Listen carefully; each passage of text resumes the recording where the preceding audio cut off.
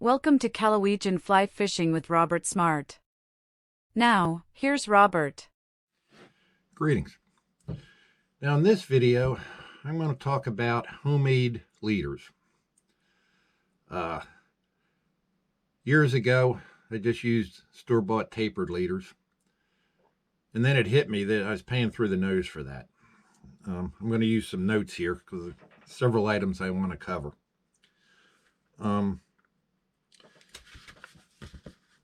Now, tapered leaders, store-bought tapered leaders, no knots in them, they'll cost anywhere from $9 to $19 a leader. That's pretty steep. You hook a tree behind you and bust your leader off, you just lost, $10. Now, they also make kits to make leaders where they give you all this special line. It's engineered to be the perfect stiffness and diameter. But those kits, they cost $50 to $100. That's a lot of money. So I use regular fishing line, trilene, something like that, of different weights to make my leaders. Now, a leader is basically a butt section, which is a heavy stiff line, a taper section, which is moldable smaller lines decreasing in size as you go down towards the end, and then the final section is your tippet, whatever tippet you're using for whatever fishing you're doing. Number 6, number 5, number 4 tippet. Now, there's something called leader formula.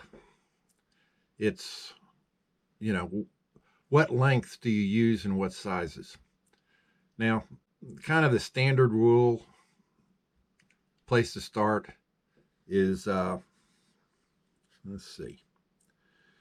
60% for the base, 20% for the tapered section, and 20% for the tippet.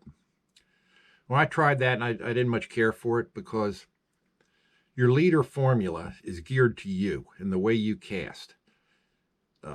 The perfect combination is different for everybody. So don't be locked in by what somebody says. Experiment with different formulas. Now, I use 9-foot leaders most everywhere. And the formula that I use is, let's see. Instead of 60-20-20, it turns out to be about 41-37-22. And basically what I do is I take 17-pound test line, make it 44 inches long. That's my base. And then for my tapered section, I go down to 10-pound test, 20 inches, 8-pound test, 12 inches, 6-pound test, 8 inches, and then 24 inches of tippet. That gives me a 9-foot leader. And I've tried multiple combinations over the years, and this one seems to work the best for me. Might for you, might not. Everybody's going to argue what the best formula is. We talked about the price difference. Well, I figured up for my leader, it cost about 10 cents a liter. That's pretty cheap. And they work fine for me. I have no trouble with them at all. And some guys put a lot more sizes on their taper. I like to limit my number of knots that I put in. Kind of helps keep it from hooking up and going bird's nest on me. The more knots, the more chance it might bird nest on you. Doesn't happen often, but occasionally it does. Now, when you're building your leader, there's four knots that you're going to need to know. The first one at the head of the base of your heavy line is called the perfect loop. It makes a loop in the end of your leader that you put through the loop on your fly line, and you take the whole leader through that loop, pull it up, work it around a little bit so it's smooth, and that attaches your leader to your fly line. The perfect loop keeps that loop parallel to your leader.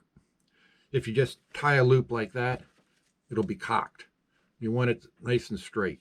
And this particular knot will do that. And I'll show you how to do these knots in a little bit. The next knot's the blood knot.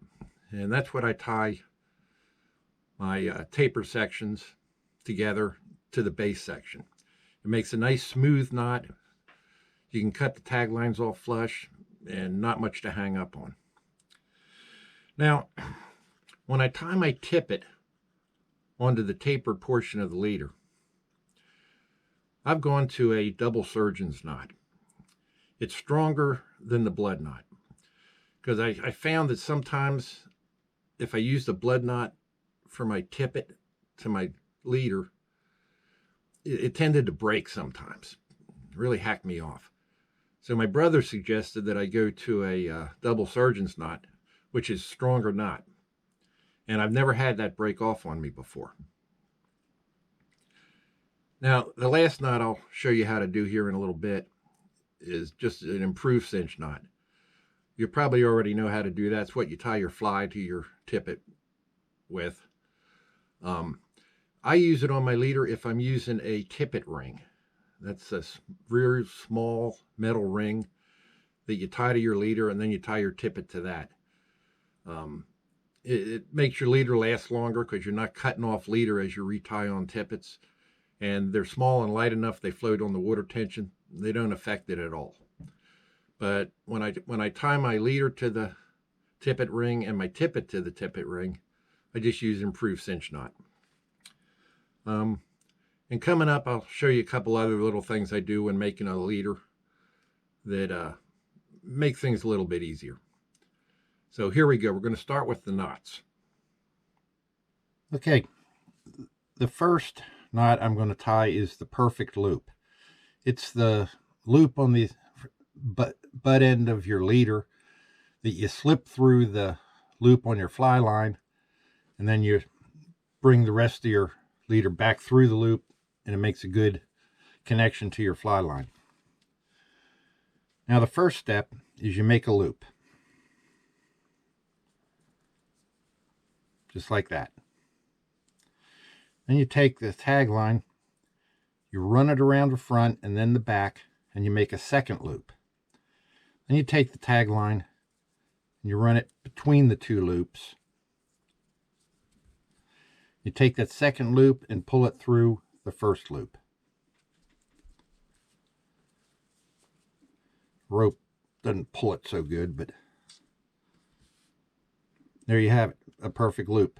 Nice and parallel to your leader.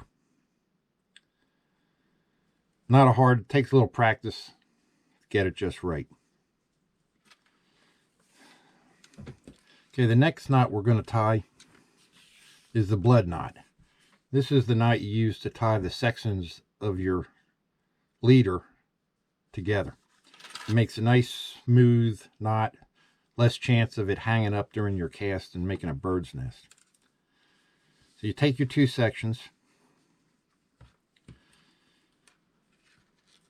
and then first you wrap the one side around 4 or 5 times. I'm only going to go 3 for this demo. Then you take the tag line, you bring it around here between the two lines.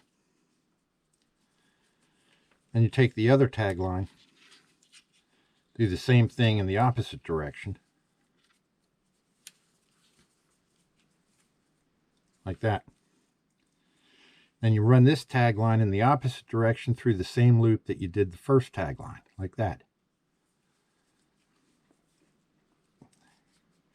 Then you cinch them all up.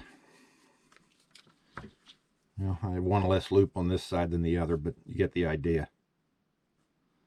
Then snip these off flush and you got a nice smooth knot. Now remember, on any of these knots, before you pull them tight, lick the knot, get a little saliva on it. It gives it lubricant so it pulls nice and tight without stressing the line. You always want to do that on any of the knots. Okay. Now this next knot is a double surgeon's knot. I use it to tie the tippet to my leader because it's a stronger knot. When I used to use blood knots, they tended to break. but I have yet to have a double surgeon's knot break at my tippet tie-in. Okay, say this is the tippet. This is the leader. You lay the two lines next to each other, form a loop with both of them. Then you take your leader tag in, run it through the two loops. Then you take your entire tippet and run it through the two loops. Do it a second time. Leader, tag line, and entire tippet.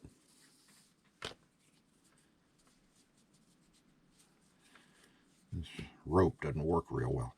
So you end up with that. Pull them tight. Very strong knot. Now the last knot I want to show you, you probably already know this one, everybody does. It's the same knot you use to tie your fly on your tippet. I use it to tie my tippet to my leader. I'm sorry, tippet to a tippet ring if I'm using a tippet ring on the end of my leader, instead of using the double surgeon's knot.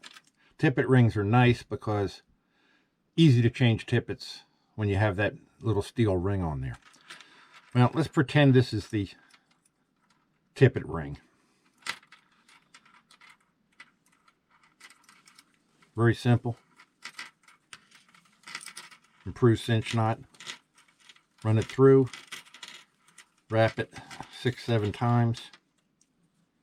I'm just going to do 3. Run that through that loop. Turn that tag line around and run it back through the big loop. Pull it up. Cinch it down. Improved cinch knot. Standard. Well, there are all the knots that you're going to need to make your homemade leader. Now, I store my leaders. I just take a plastic bag and stick a card in there and staple the edges. Keeps them organized. Put a second leader on this side. Now, when you unwrap these leaders, they're going to be all, I don't know if you can see this, all coiled up looking. They take a set from that loops that you made when you stored them. Before you put it on your line, it's easy. Take each section, this is the butt section, grab it and stretch it, pull it. Do it a couple times. As you can see, straightens it all out. And I go through each of my sections, pull them, straightens them right out. You do that through your whole leader. Makes them nice and straight and smooth when you go to put it on your fly line. I usually do it a couple times. I don't know if you can see this, but that has the perfect loop built on the end of it, ready to put on my fly line. Just a little trick when you hook it up so it's not all kinky. Now, one thing I do when I'm making my leaders is I just take one of these wood rulers. Stole this from my wife's sewing room. And I just lay it flat on my workbench. And then I can take my roll of line, measure it out to the exact length I want. Now, as you're cutting each section,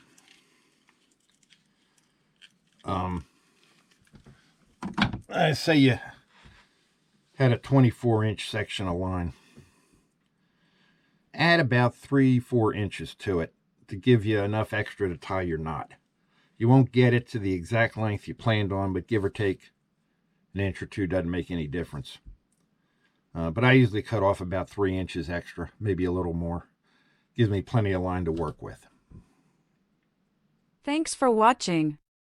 If you liked the video, please subscribe.